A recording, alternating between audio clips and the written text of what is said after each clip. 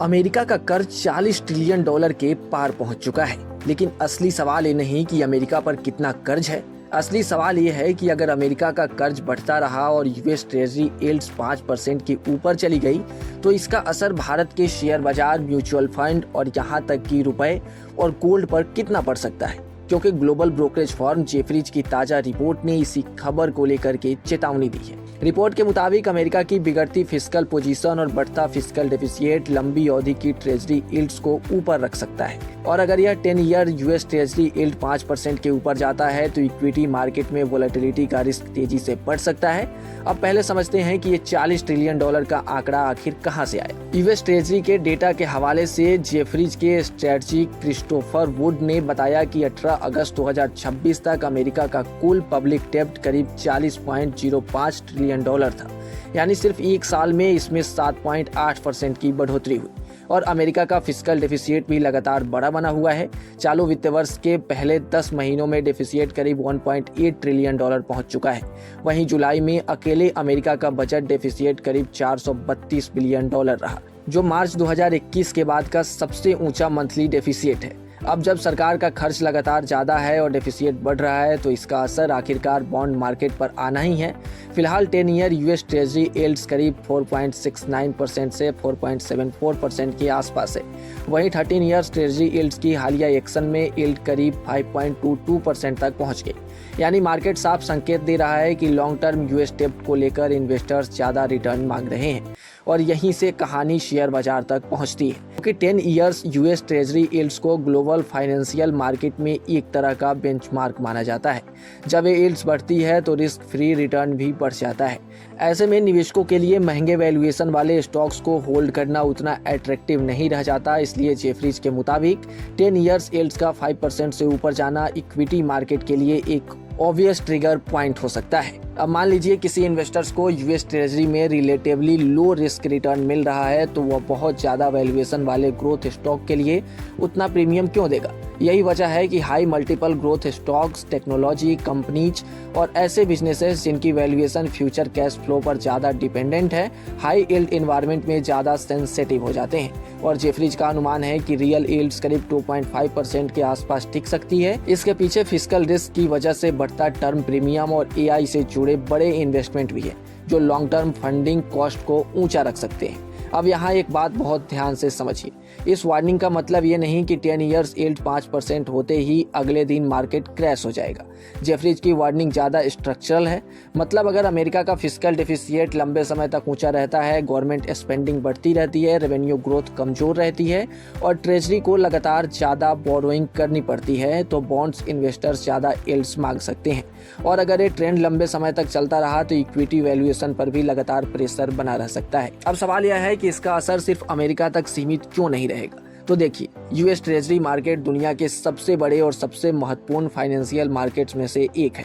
Global banks, pension funds, insurance companies और foreign government बड़ी मात्रा में यूएस ट्रेजरी रखते हैं। जब ट्रेजरी यील्ड्स तेजी से ऊपर जाती है तो ग्लोबल पोर्टफोलियो में वोलेटिलिटी बढ़ सकती है, रिस्क ऑफ सेंटीमेंट आ सकते हैं और इन्वेस्टर्स इमर्जिंग मार्केट से पैसा निकालकर रिलेटिवली सेफर एसेट की तरफ जा सकते हैं। और भारत के लिए यहीं से दो बड़े रिस्क निकलते हैं। पहला है एफआईआई फ्लोज। अगर यूएस यील्ड्स तेजी से बढ़ती है और ग्लोबल इन्वेस्टर्स रिस्क कम करना शुरू करते हैं तो इमर्जिंग मार्केट से फॉरेन मनी निकल सकता है। इसका असर इंडियन इक्विटीज पर पड़ता है और निफ्टी सेंसेक्स में वोलेटिलिटी बढ़ सकती है।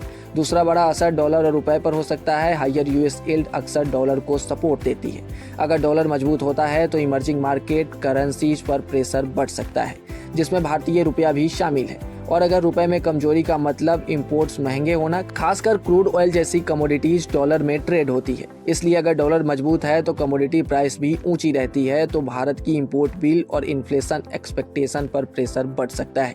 और फिर आरबीआई के सामने चैलेंज बढ़ता है एक इकोनॉमिक ग्रोथ को सपोर्ट करना और दूसरी तरफ करेंसी और इन्फ्लेशन को मैनेज करना। यानी अमेरिका का फिस्कल प्रॉब्लम धीरे धीरे ग्लोबल फाइनेंशियल कंडीशन का प्रॉब्लम बन सकता है। अब यहाँ एक और इंटरेस्टिंग पॉइंट है। जेफरीज की रिपोर्ट में नई वर्ष लीड फेड को लेकर भी चर्चा की गई है। अगर फेडरल रिजर्व का अप्रोच ज्यादा हैंड ऑफ रहता है और फिस्कल डेफिसिट तथा इन्फ्लेशन रिस्क आसानी से कंट्रोल में नहीं आते तो टर्म प्रीमियम लंबे समय तक नीचे नहीं आ सकता।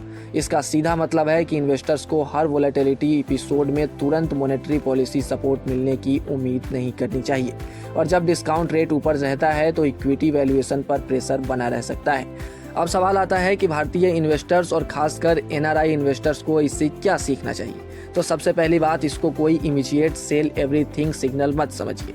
यह रिस्क मैनेजमेंट का मुद्दा है। अगर ग्लोबल यील्ड्स ऊपर जाती है तो पोर्टफोलियो में डाइवर्सिफिकेशन और एसेट एलोकेशन ज्यादा इंपॉर्टेंट हो जाता है। यानी सिर्फ इक्विटी पर भरोसा रखने की बजाय अपने रिस्क प्रोफाइल के हिसाब से इक्विटी, बॉन्ड्स, गोल्ड और कैश जैसे अलग अलग एसेट क्लासेस के बीच बैलेंस रखना ज्यादा जरूरी हो सकता है। दूसरी बात है स्टॉक सिलेक्शन। हाई डेप्ट, कमजोर कैश फ्लो और सिर्फ फ्यूचर ग्रोथ की कहानी पर चलने वाले business high interest rate environment में ज्यादा वैल्यूएबल हो सकते हैं। इसके मुकाबले मजबूत balance sheet, stable cash flow और रीजनेबल वैल्यूएशन वाली कंपनीज रिलेटिवली ज्यादा रिलीजेंट रह सकती है। तीसरी बात है मार्केट वोलेटिलिटी में इन्वेस्टमेंट स्ट्रेटजी बदलने की जरूरत नहीं, लेकिन एंट्री स्ट्रेटजी जरूर इंपॉर्टेंट हो जाती है। अगर आप लॉन्ग टर्म इन्वेस्टर हैं तो एक साथ बहुत बड़ी रकम लगाने की बजाय SIP जैसे अप्रोच वोलेटिलिटी को मैनेज करने में मदद कर सकते हैं। और यहाँ एक और आंकड़ा काफी इंटरेस्टिंग है। जेफरीज की रिपोर्ट के मुताबिक फॉरेन इन्वेस्टर की US इक्विटी होल्डिंग साल दर साल 24.5% बढ़कर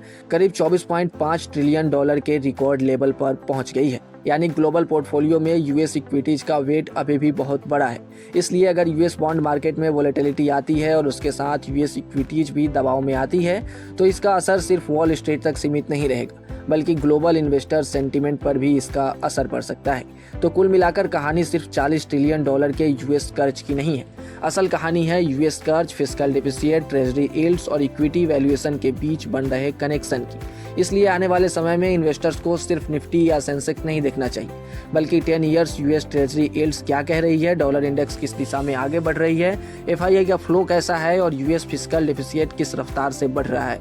इन इंडिकेटर्स पर भी नजर रखना जरूरी होगा, क्योंकि अगर US यील्ड्स 5% के ऊपर जाती है और वहां टिकती है तो इसका मतलब सिर्फ अमेरिका में कर्ज का कॉस्ट बढ़ना नहीं है, बल्कि इसका मतलब हो सकता है कि पूरी दुनिया में कैपिटल की कॉस्ट और रिस्क प्रीमियम ज्यादा समय तक ऊंचा रहे। और यही वो स्ट्रक्चर रिस्क है जिसे इन्वेस्टर नजरअंदाज नहीं कर सकते। तो भारतीय निवेशकों के लिए फिलहाल सबसे जरूरी चीज है पैनिक नहीं, बल्कि प्रिपरेशन कीजिए। पोर्टफोलियो में डाइवर्सिफिकेशन रखिए, वैल्यूएशन पर ध्यान दीजिए, मजबूत बिजनेस को सबसे आगे रखिए और ग्लोबल मैक्रो इंडिकेटर्स पर नजर रखिए। हालांकि इस पूरे मामले पर आपका क्या कहना है, अपनी राय कमेंट सेक्शन में जरूर बताएं। और ऐसे ही तमाम अपडेट्स और शेयर मार्केट से जुड़ी तमाम जानकारी के लिए आप बने रहें गुड रिटर्न्स डिजिटल के साथ।